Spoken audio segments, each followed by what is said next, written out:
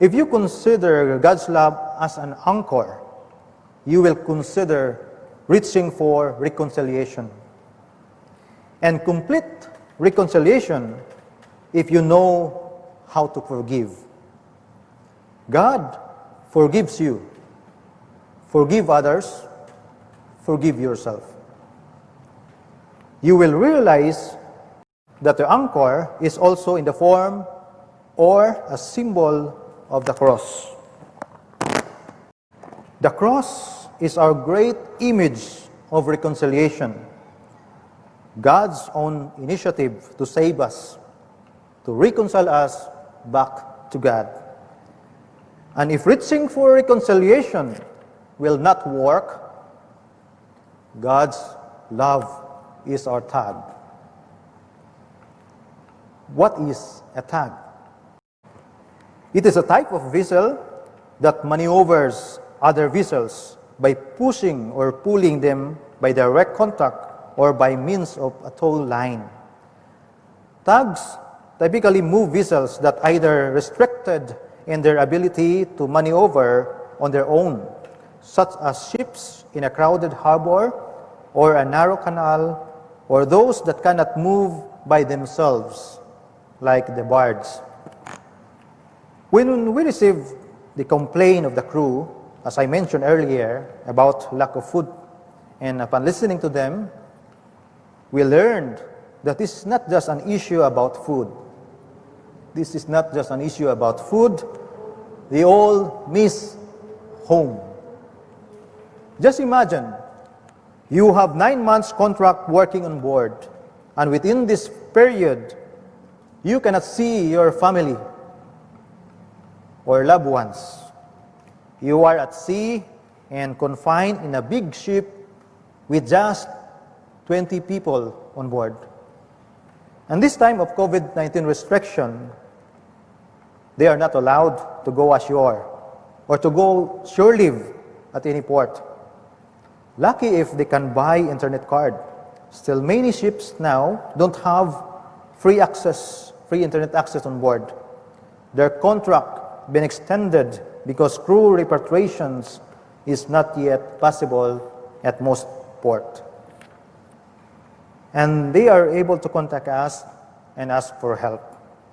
We need to show our care and support to pull them from their drained situation, fatigue, and stress, to push them to see God's love working with them. Lucky for this crew, they were not abandoned by their company, and their captain still supporting them. There are a lot of seafarers now being stranded at sea in the foreign lands and abandoned by their company. So in times of crisis like this, God's love is also our tag. He will find ways to win you back. If you're angry, He will find ways to calm you down, to win you back. And if you're hopeless and frustrated, God's love will find ways to bring hope and assurance. If you feel surrounded with enemies, God's goodness will prevail. That's the power of God's love as our tag. He will give you direction and maneuver you when it's very difficult to move. Trust His ability. Tags are just small vessels, but have a very powerful engine that can move bigger ships 100 times of her size. Knowing God's love as our anchor and tag suggests forgiveness and understanding. It does not promote one will become a winner and someone will become a loser. It will provide a venue for reconciliation. The steadfast love of the Lord never ceases. His mercies never comes to an end. Consider forgiving and reconciling. If you turn away from these gifts of forgiveness and reconciliation, it is somehow neglecting God's love as your anchor and your tag. And there will be a negative impact to your body and to your spirit. It causes you stress, fatigue, and probably lead you to burn out. And if you're already burned out, you become uncontrollable. So Christ knew this will happen if we will not take action. He suggested some things to do in our gospel today. He said, if another member of the church sins against you, go and point out the fault when two of you alone. But if he doesn't listen, take one or two others along with you, so that every word may be confirmed by the evidence of 2 or 3 witnesses. If refuses to listen, tell it to the church. If offender refuses, let such one to you a Gentile and a tax collector.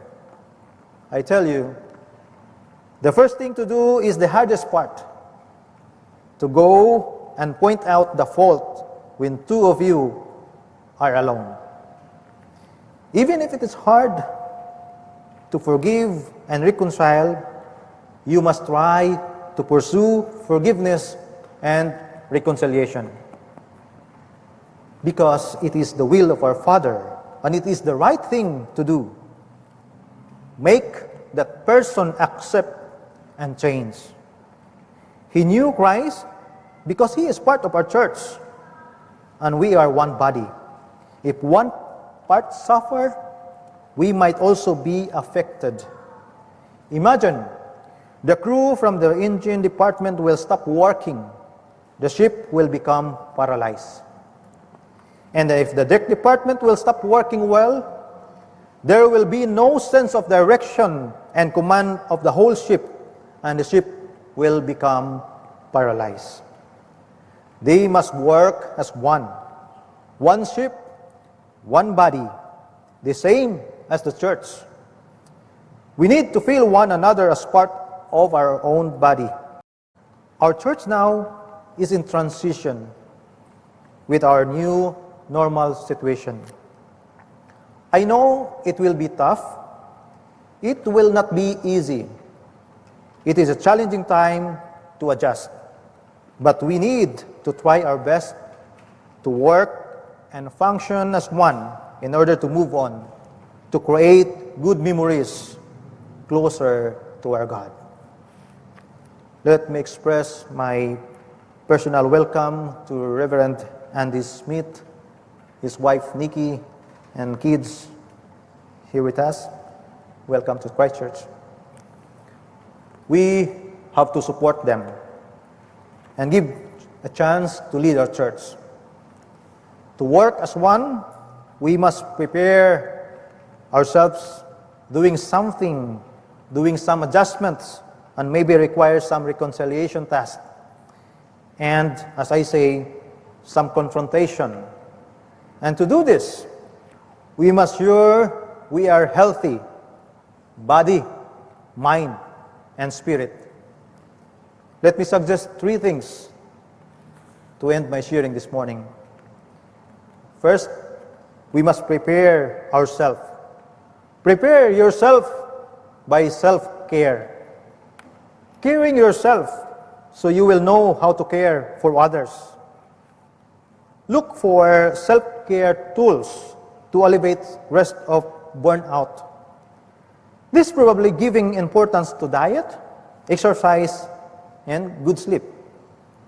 God's love is being anchored in our body, so we must take care of it. Second, protect yourself.